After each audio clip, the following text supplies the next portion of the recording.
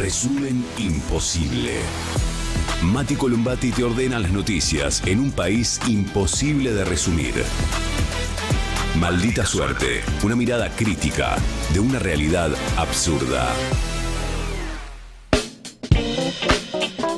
Y ahí va, viernes 4 de julio, termina una semana con mucho para contar porque Milei se quedó sin gas y por estas horas de a poco se va restableciendo el servicio, pero con los estacioneros iniciando acciones legales porque se quedaron sin GNC por estos días. En la era Milei las tarifas subieron 1500% y el sistema ha mostrado estas falencias. Y además, en el medio de la crisis del gas y la ola de frío, el gobierno liberó el precio de las garrafas. Esto estuvo pasando también mientras tanto. Pero no solo el gas, hubo cortes preventivos de luz y de agua también en el área metropolitana de Buenos Aires, exponiendo todo esto la fragilidad del sistema de energía. También trabajadores del Garrahan en las últimas horas se movilizaron a Plaza de Mayo. Mientras tanto, también la oposición avanza en el Congreso, el gobierno trata de negociar. Tenemos varias cosas para contar, pero amigos, ustedes van dejando un like, un comentario y arrancamos a resumir. El modelo económico de Milei venía muy sólido, según él mismo, ¿no? La macro ordenada, sí, todo fantástico, y 2 días de frío extremo dejaron medio país sin gas. En invierno hace frío, digamos, ¿no? Es algo más o menos previsible. Sí. No, más o menos, si vos te pones... Bastante, en general, sí, por lo general. En invierno más o menos sucede. Para julio hay frío. Bien. Sí, y en verano hace calor. El team invierno, team verano, todo lo que quieran. Pero todos están de acuerdo en que en invierno hace frío y en verano hace calor. Sí. Más o menos. Siempre hace frío, hay también en unos 10, 15 días dentro del invierno en los que hay este tipo de temperaturas mínimas, bajo cero, 10 grados bajo cero en algunos lugares del país, etc. Bueno, no lo previeron. Además de que dejaron de hacer la obra pública necesaria para que estas cosas no sucedieran, ¿no? La buena noticia es que el frío va a aflojar, una buena noticia para la gestión económica. El frío polar empezó a ceder, los cortes de gas aún no. Hay ciudades enteras que estuvieron sin suministros de gas, cortes de electricidad, cierres de estaciones de GNC, pérdidas millonarias por la suspensión de exportaciones de gas a Chile, mayor presión sobre las reservas por las importaciones de energía de apuro de último momento, hoy traían un buque. Mientras tanto, el gasoducto Néstor Kirchner opera apenas al 70% de su capacidad. Pero esta mañana se reunió el comité de emergencias, el gobierno y las empresas. Ahí en ese caso, el comité de crisis que conformó el gobierno con las empresas de gas natural consideraron que el sistema de transporte de fluidos ya no se encuentra en una emergencia ante, por un lado, una mejora en la presión de los gasoductos y además un menor consumo por estas temperaturas más benignas que empiezan a verse por estas horas y en los próximos días. Es por eso que se definió avanzar ya desde el mediodía con el levantamiento de los cortes a las estaciones de GNC y a las industrias con contratos firmes que habían sido dispuestos en algunas regiones del país. Esto lo informó la Secretaría de Energía de la Nación, pero no sé si recuerdan, circuló bastante en redes al menos, el recuerdo de aquel 8 de agosto de 2024, cuando Milei dio un discurso, un acto conmemorativo por el primer trillón de pies cúbicos transportados de gas natural a través de la cordillera por el gasoducto Gas Andes en Santiago de Chile. Dio un discurso y dijo: nunca volverá a haber faltante de gas en la Argentina, al menos nunca mientras no nos desviemos del camino de la libertad. Pero no solo ya estamos revirtiendo décadas de deterioro, sino que tenemos una potencialidad enorme, con las exportaciones de petróleo que son una realidad, pero también con mayores exportaciones de gas a nuestros países hermanos y de GNL al resto del mundo en pocos años. O sea, hablamos de una fuente de recursos extraordinaria que, de mínima, puede abastecer la demanda argentina por los próximos 150 años. Por eso, Vaca Muerta es un antes y un después para nuestro país. Nunca volverá a haber faltante de gas en la Argentina. Alcanzará en demasía para nuestro país y también para exportar. Nunca volverá a haber déficit energético en la Argentina. Al menos nunca, mientras no nos desviemos del camino de la libertad. Bueno, chicos, tal vez nos estamos desviando del camino de la libertad. Pero no le dijeron que nunca había que decir nunca. Sí, pero viste cómo es todo para siempre y nunca antes jamás. Es Forever and ever. Nunca antes jamás, una cosa así, y nunca más para jamás nunca. Y por ahí el gas es economista, hijo. Es así. El gas es economista y vio que estaba pisando el dólar. Dijo, eso no son las ideas de la libertad, dijo el gas. Yo falto, yo me voy. Se desviaron del camino de la libertad. Claro, en fin. Bueno, lo cierto es que no alcanza con decir las cosas. Después hay que trabajar para que sucedan, ¿no? Entonces, bueno, interrumpís la obra pública, etcétera, y pasan estas cosas. No prevés un par de días de frío y te descolocan, ¿no? Mirá que se lo habían avisado, se lo vienen avisando al gobierno y sin embargo, bueno, sucedió. Lo peor fue para Mar del Plata, donde se registraron hay distintas cuentas, pero entre 700 y 1000 hogares, escuelas y hospitales sin suministro. En Mar del Plata no se cortaba el gas, porque tenías una terminal regasificadora que te inyectaba gas en Bahía Blanca. Eso no está más. Bueno, Mar del Plata se quedó sin gas. ¿Qué dice la gente en Mar del Plata? A ver, escuchemos. Bueno, hoy la verdad que estamos viviendo una situación de un invierno sin precedentes en la ciudad. La verdad que este frío polar que estamos atravesando y nos está dando muchos problemas a nivel de gas, a nivel de electricidad y todo, y la verdad que es sin precedentes en este momento. Con el tema del gas, por ejemplo, anoche se paralizó la ciudad con cortes de suministros de gas en varios barrios de la ciudad, que eso causó que varios hogares, varios negocios, que hoy justamente las escuelas, universidades estén sin clase a través de eso. Durísimo, hace 15 años que no hace este frío, ya no alcanza ni la frazada ya, ¿viste? Ahora tenemos un problema con el gas, estamos con el tema de escuela, los taxis no tienen que andar a nafta, es preocupante, ¿viste? Así que hay que seguir para adelante y esperar que esta ola de frío se retire. Bueno, esto sucedió en gran parte de Mar del Plata. Par de días sin gas, suspensión de clases y ahora además la distribuidora trabajando casa por casa para el regreso del servicio. Y los intendentes de la zona advirtieron que el panorama podría mejorar si se retomaran las obras interrumpidas del gasoducto de la costa. Entonces salieron varios intendentes, entre ellos Gustavo Barrera, intendente de Villa Gesell, que concretamente dice que Montenegro está alineado con el gobierno en la idea de obra pública cero y las consecuencias las sufren los vecinos. A ver. Vos estás pidiendo que a esta demanda de los intendentes de los partidos costeros para que se termine esta obra se sume el intendente Montenegro, General Pueyrredón. Y es el municipio más importante de la zona atlántica, tiene más de 1 millón de habitantes, General Pueyrredón, y varias localidades. ¿Y él respondió algo sobre esto? Hasta ahora no, pero bueno, él está alineado aparentemente con el gobierno nacional, con esto de obra pública cero, y las consecuencias las viven los vecinos. Bueno, ahí está la situación previa a quedarte sin gas, ¿no? Interrumpís obra pública, después te quedás sin gas, bueno, vos le podés echar la culpa al frío, a que hizo más frío de lo que se suponía, a que no sé, lo que quieras. Pero si vos interrumpís obra pública y después están las consecuencias, ahí lo que le están advirtiendo a algunos intendentes es, no solo al gobierno nacional, sino al caso de Montenegro, intendente de Mar del Plata, decir, bueno, sos uno de los aliados políticos. Hoy Montenegro, junto con Ritondo, Santilli, eso lo que es el PRO en venta, es uno de los aliados políticos del gobierno nacional. Ahí hay parte de la explicación de qué sucedió por estas horas. Mientras tanto... Te digo, Montenegro esta mañana siguió subiendo videos de maltrato a indigentes. Ah, ¿no paró con el maltrato a indigentes? No, ni siquiera con estos fríos. De esta mañana, de las 10 de la mañana, mira. Claro, tal vez está todo... hay un par de memes dando vueltas, ¿no? Está todo el equipo del gobierno marplatense dedicado a generar contenido, videos de las fuerzas policiales maltratando indigentes y se olvidaron que, bueno, que había unos temitas ahí con el gas.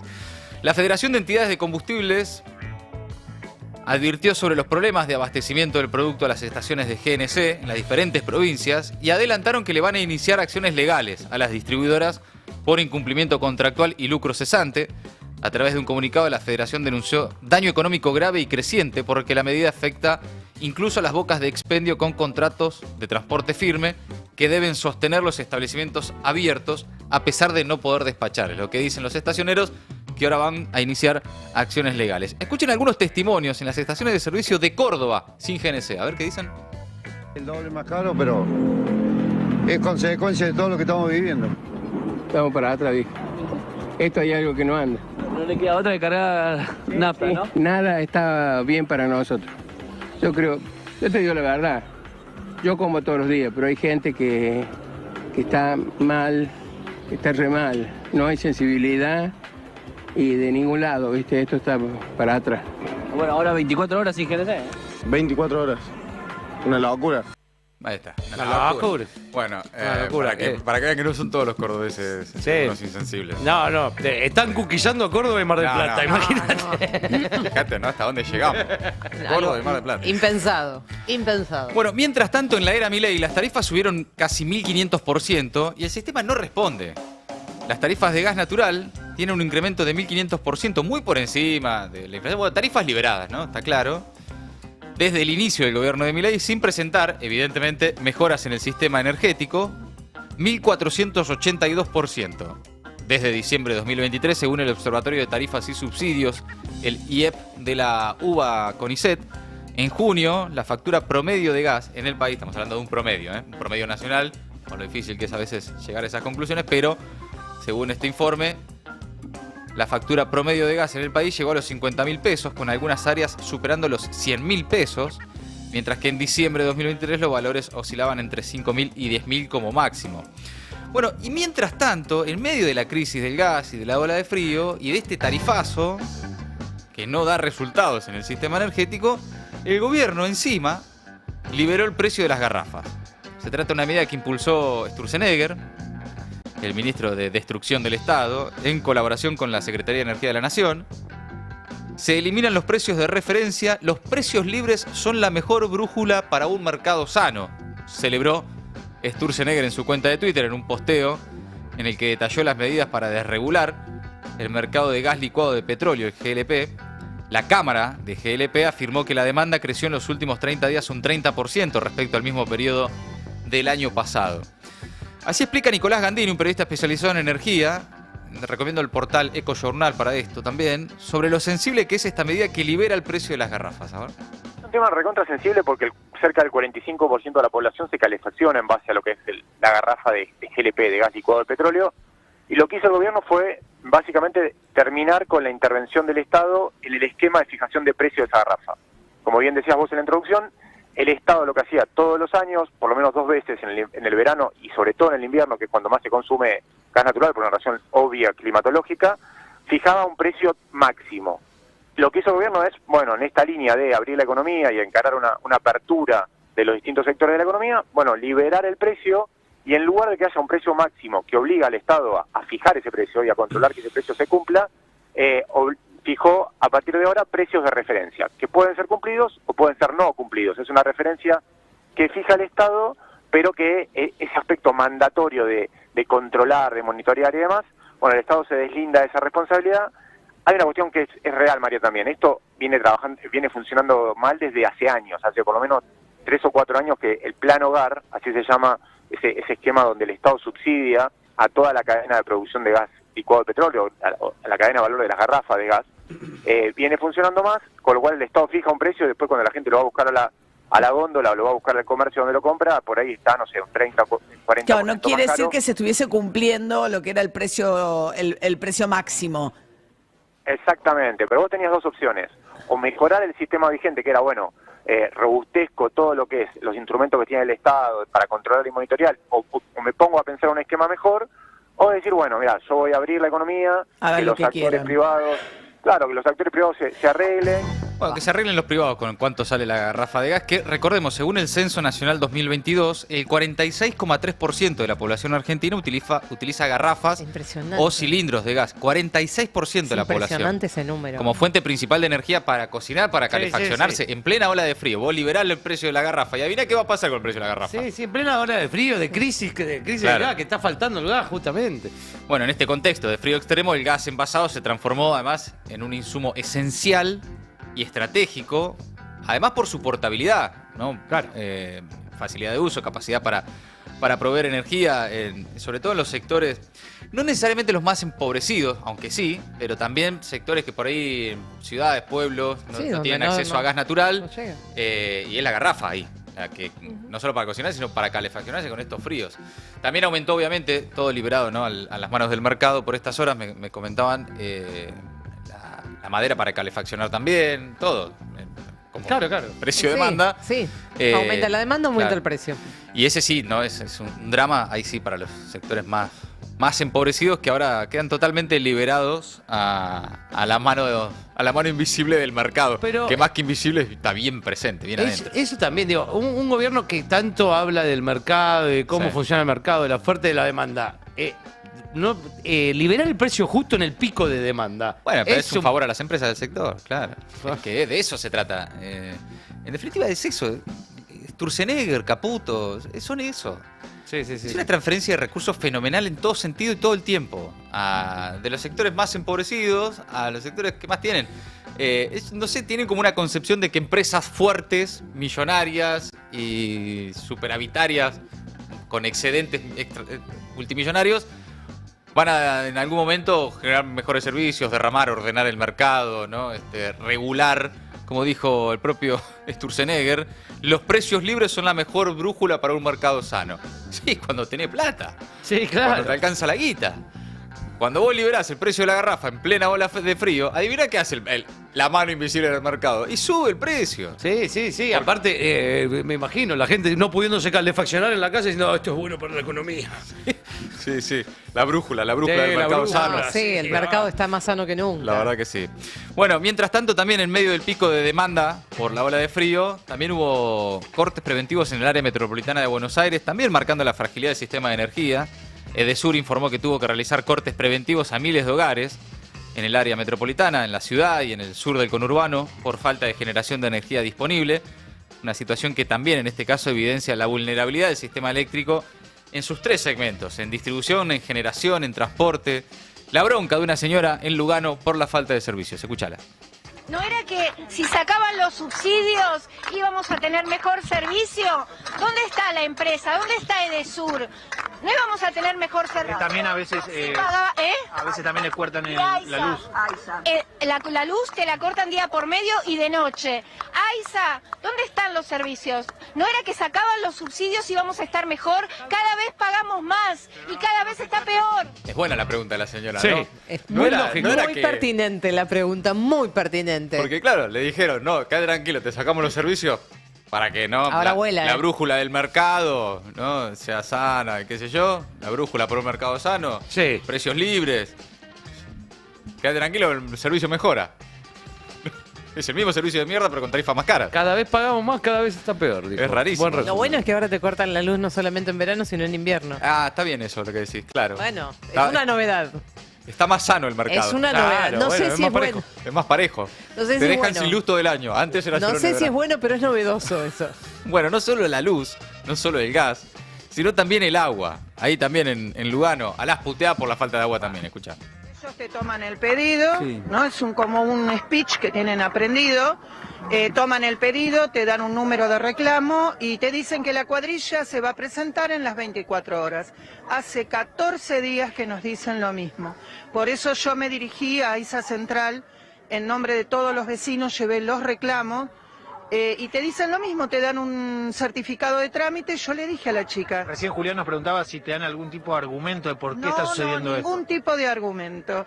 Si te pones en la cinta, cuando llamas te dicen que es un problema de presión, que va a ser regularizado en las próximas horas. Hace 14 días que escuchamos la misma cinta. Nos dejaron los tanques secos. Claro, las próximas horas, pueden ser muchas horas. Sí. Pueden ser 14 días en horas. Sí. Son próximas horas, muchas horas, y esa es la respuesta que tiene la empresa, ¿no? Me gustó el final, porque parecía un eufemismo. Nos dejaron los tanques secos. La verdad que nos dejaron los tanques secos. Sí, la gente de Aiza. Realmente. Bien, amigos, cambiamos de tema. Sigue la lucha de los trabajadores del Garrahan. Se movilizaron a Plaza de Mayo en repudio al cambio de régimen de las residencias. Anunciaron una marcha el martes al Congreso, que es cuando debería tratarse en comisiones un presupuesto especial, una declaración de emergencia para la salud pública, además del presupuesto universitario, y un paro en el hospital, en el Garrahan, el jueves que viene. A ver, lo escuchamos.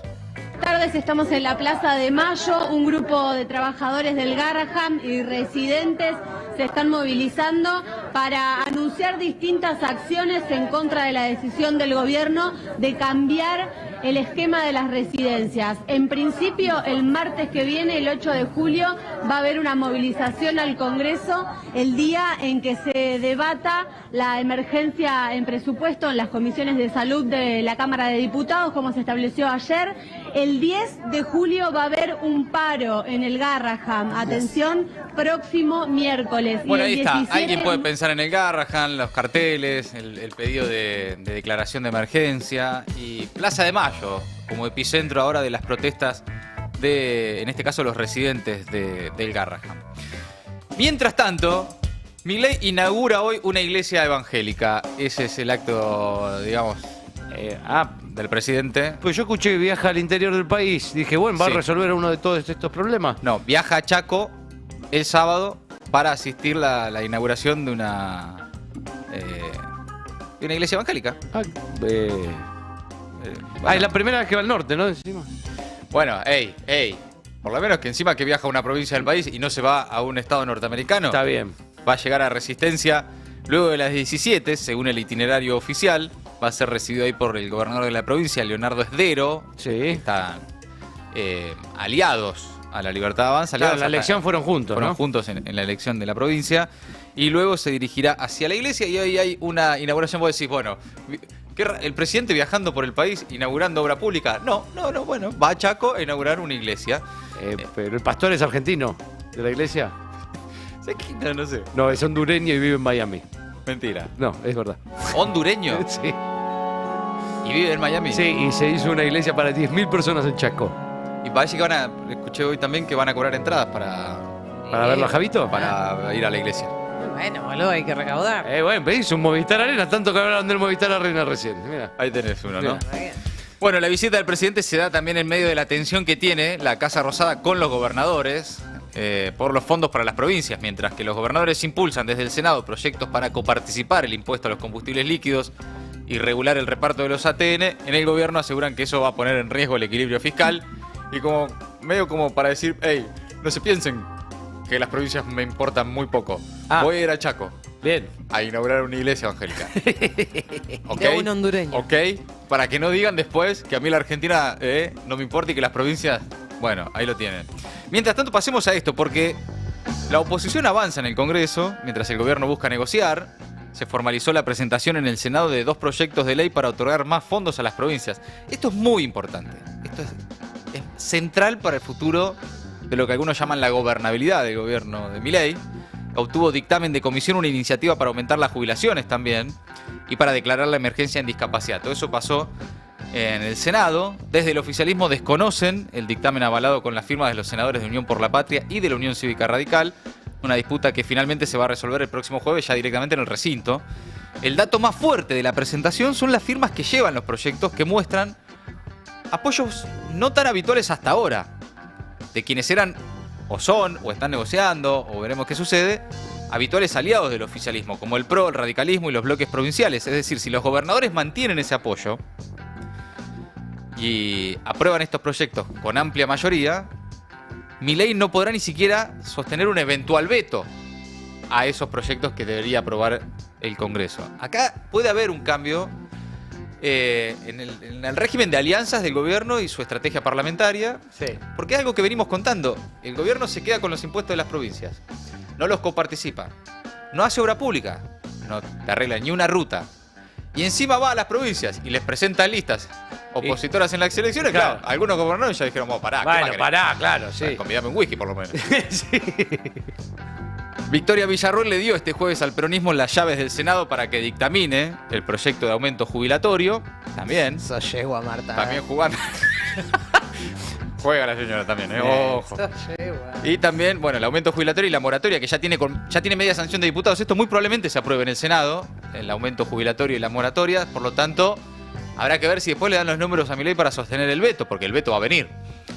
Un golpe durísimo a la Casa Rosada, que sostiene, exagerando obviamente, que esto dinamita su programa económico. Un programa económico sumamente sólido, estable, la macro ordenadísima, 2 días de frío y te quedas sin gas. Pero ordenadísima la macro y el sistema económico. La vice en contra de la voluntad del gobierno, claramente, en esto. Sí. Villarroel dejó que José Mayans, Martín Lustó y Guadalupe Tagliaferri, del PRO, abrieran para realizar la reunión de la Comisión de Presupuesto y de Hacienda, que el jefe ahí del bloque libertario, Ezequiel Atauche, tenía cerrada bajo llave. Sí. Villarroel dijo, no, acá te dejo la llave, reúnanse. Fíjense si puede avanzar y la semana que viene vemos, dijo Villarroel, que ya está como totalmente La en un venganza proyecto. es un plato que se come frío. Bueno, pero le dieron muy fuerte. Hasta que se guardaron más o menos la forma, ella me guardó la forma, pero ahora también la están puteando de los cuatro costados. Sí, y la última fue el Día de la Bandera. Día de la Bandera, que la plantaron. Ella fue a Rosario, él se fue al Tedeum. El de 25 de mayo. El 25 de mayo también. Que le hizo el ole, que no la saludó. Que no le pegó, ni la saludó, claro. Ni la saludó. Después hubo todo un ataque por unos cambios de asesores que había tenido, con un asesor que había estado cerca de Moreno y ahora está cerca de Villarroel. Claro, entonces Villarroel dijo, ok, fíjate vos ¿quieren cómo jugar lo así? Claro.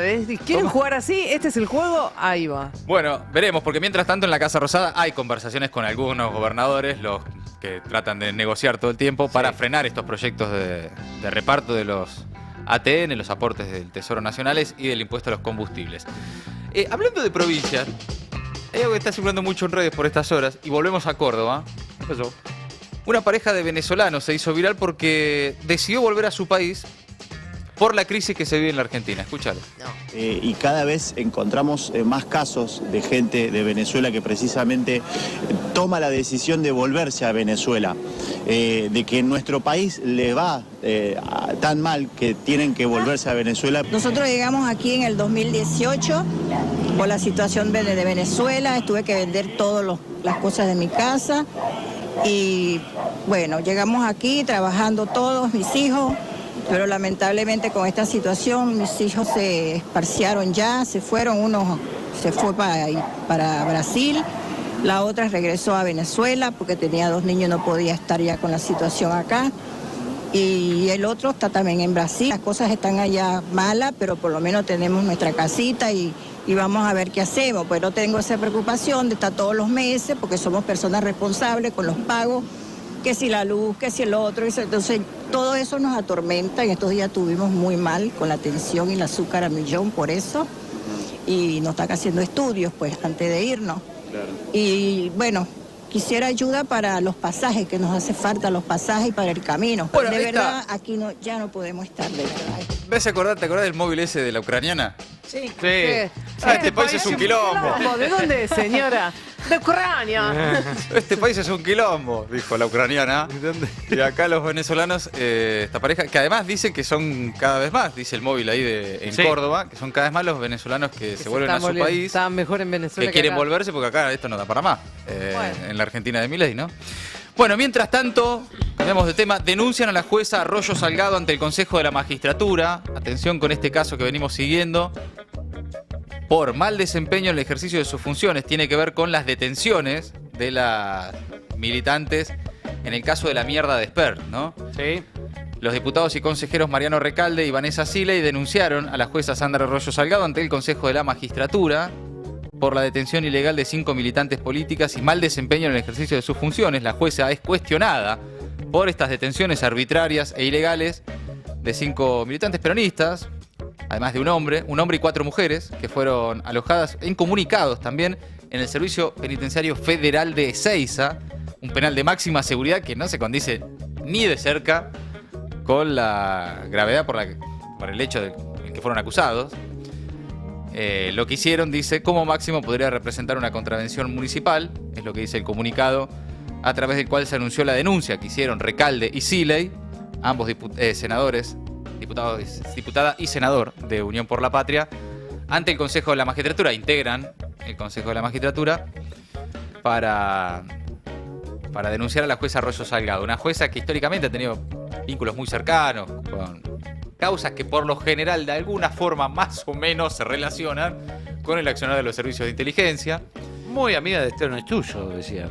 Bueno, ex pareja de Nisman. Sí.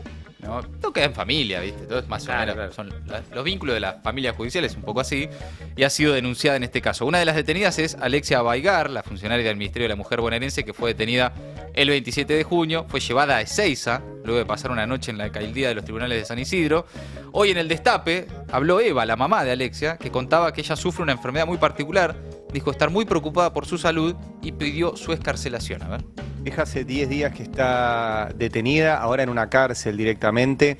¿Cómo está de salud? Pues yo tengo entendido que ella tiene alguna patología de salud, puntualmente en los pulmones, y que corre riesgos su vida al estar detenida en estas condiciones. Exactamente.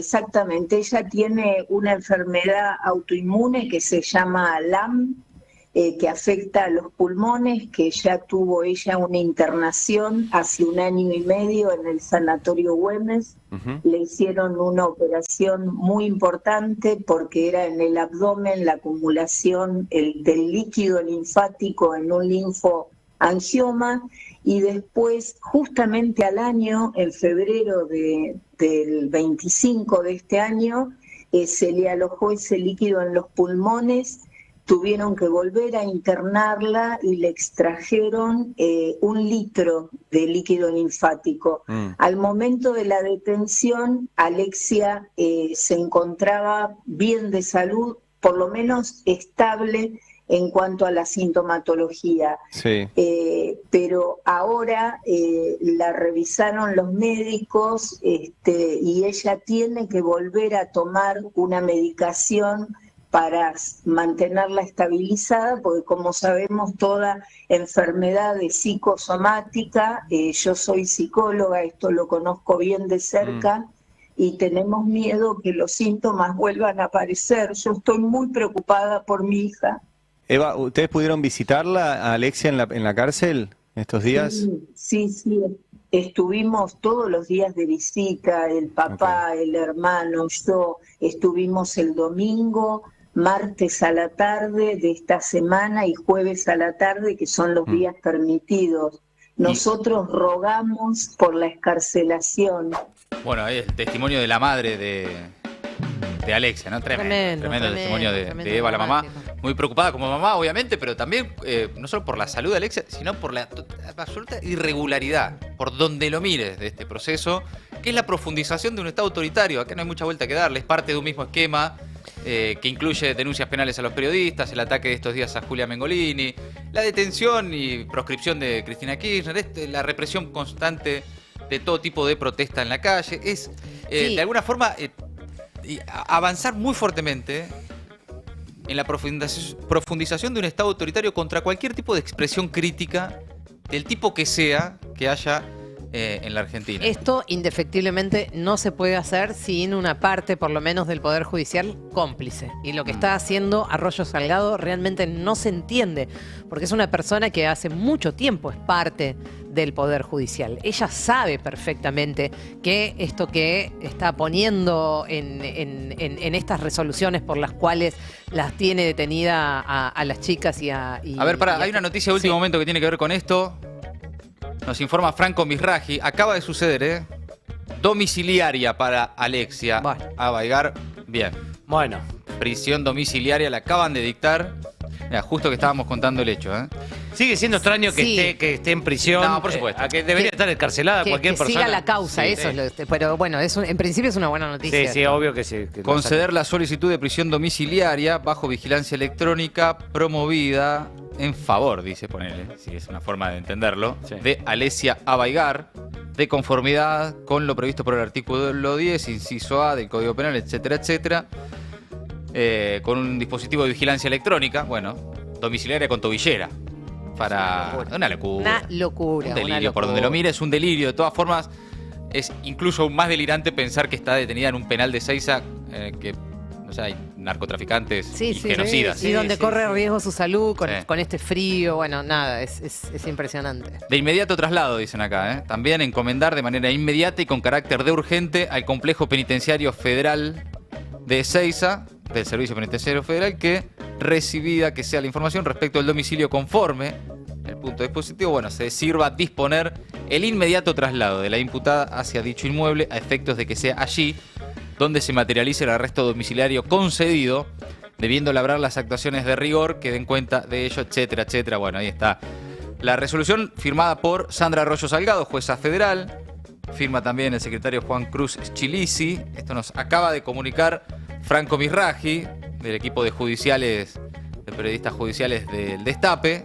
Así que le agradecemos también a Franco esta novedad de último momento. Entonces, dictaron la prisión domiciliaria para Alexia Solo Abaiga. para Alexia Sí, por ahora hay sí. que ver qué es lo que pasa con Eva, con Iván, con Candelaria y con Aldana, que son los otros chicos que están detenidos. Sí. Esto es solo por Alexia.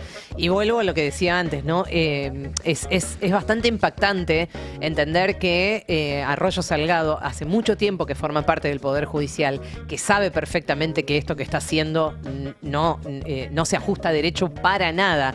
Por eso no se termina de entender qué es lo que está buscando. ¿Qué hay detrás de esta decisión de Arroyo Salgado, ¿no? Bueno, vamos a continuar seguramente con este caso, con estas novedades, pero hasta ahí las últimas noticias del ámbito local. ¿Qué pasa en el mundo, Ori? Empezamos acá en el barrio. La relación se tensa entre Estados Unidos y Colombia. Ambos llamaron a consultas a sus máximos representantes diplomáticos. El secretario de Estado de Estados Unidos, Marco Rubio, fue el primero en abrir ese baile, esa crisis diplomática. Una decisión que tomó por supuestas declaraciones infundadas, estoy citando textualmente, por parte del gobierno colombiano. A lo que Gustavo Petro, el presidente colombiano, ¿no?, respondió con una medida recíproca. Esto tiene todo que ver con la filtración de esos audios de los que estuvimos hablando esta semana, audios del ex canciller colombiano Álvaro Leiva, en los que afirma haber buscado apoyo no solamente en la política colombiana, sino en Estados Unidos para llevar a cabo un golpe de Estado contra Petro. Y menciona en esos audios divulgados el fin de semana pasado por el diario El País de España, reuniones con 2 congresistas republicanos cercanos a Rubio. Bueno, nos quedamos en Estados Unidos para otra noticia. The Big Beautiful Bill, la reforma fiscal grande y hermosa, bueno, como le dice Donald ¿cómo Trump. le gusta Trump, grande y hermosa? Ay, me encanta. Encuentra nombres que la verdad lo tenemos que contratar, para nombrar, para titular los recortes que hacemos. Es ahora ley. Recibió ayer finalmente la última luz verde que necesitaba por parte de la Cámara de Representantes después de algunos vaivenes dentro del Congreso. Es una victoria, sin lugar a dudas, para Donald Trump, que logra, de esa manera un transfer masivo de ingresos desde la base de la pirámide hacia lo más alto de la pirámide, con recorte de impuestos a los más ricos, pero también recortes de subsidios, por ejemplo, a las rentas bajas. Una victoria, entonces, le decía, para Donald Trump, una derrota para las y los estadounidenses en su mayoría. Según la congresista Alexandra Ocasio-Cortez, que vamos a escuchar ahora, se trata incluso de uno de los días más tristes de la historia estadounidense moderna. All of it is just to finance tax cuts for billionaires and the wealthiest corporations who don't even need it. I don't think I've ever seen. Todo esto es solo para financiar recortes de impuestos para multimillonarios y las corporaciones más ricas que ni siquiera los necesitaba. No creo que hayamos visto ni estemos preparados para lo catastrófico que esto será para mucha gente. Se habla, por ejemplo,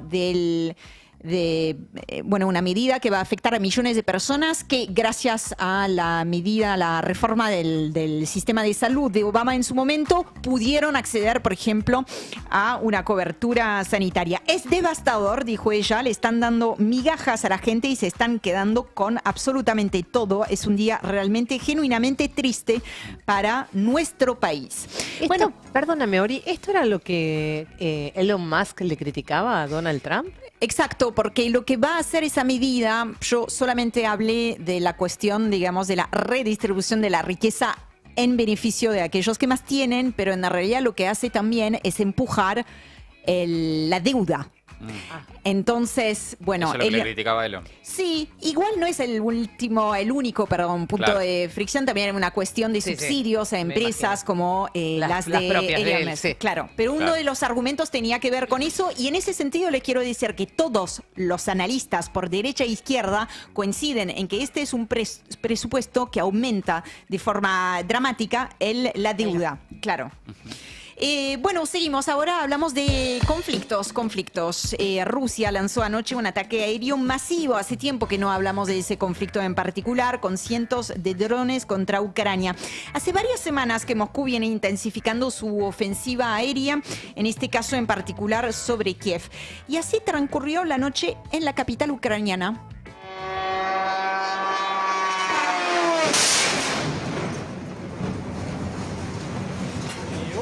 papá. Lo traje porque hace tiempo que no hablamos de lo que está sucediendo en Ucrania, nos quedó un poco lejos en el tiempo, en la geografía. Pero esto es lo que siguen viviendo las y los ucranianos.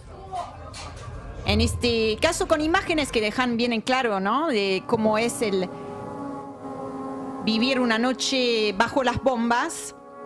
Bueno, esto sucedió apenas unas horas después de la conversación que mantuvieron Donald Trump y Vladimir Putin y que concluyó sin avance alguno. Putin no deja ver la menor intención de aflojar en el frente. Por el contrario, dijo que continuará la guerra hasta cumplir con los objetivos que se había fijado y Trump se dijo decepcionado. Se ve que no pudo terminar en 24 horas la guerra tal como lo había prometido en campaña. Y finalmente terminamos hablando de Gaza, de la situación del genocidio en la Franja de Gaza. Recordemos que Trump anunció esta semana, esto fue el martes, que Israel había aceptado un acuerdo de alto al fuego del que no hubo más noticias por parte del gobierno de Benjamin Netanyahu, mientras estamos compartiendo imágenes de una escuela bombardeada por las fuerzas israelíes en la que se alojaban palestinas y palestinos refugiados, desplazados.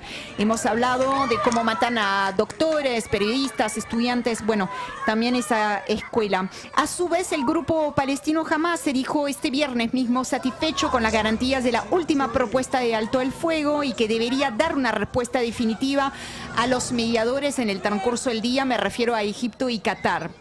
Al mismo tiempo, terminó diciendo que los últimos informes, los que fueron dados a conocer en los últimos minutos de las Naciones Unidas, confirman que los puntos de distribución de comida, de los que venimos hablando y mucho, operados por esa muy polémica Fundación Humanitaria para Gaza, se convirtieron efectivamente en trampas mortales. La ONU registró la muerte o el asesinato de al menos 613 personas en la franja, en esos puntos de reparto de comida, gente hambrienta que murió por un pedazo de pan. Amigos, amigas, hasta ahí entonces el último resumen de la semana. Cerramos la semana así en este viernes con el resumen imposible de Maldita Suerte. Maldita Suerte, de 14 a 17.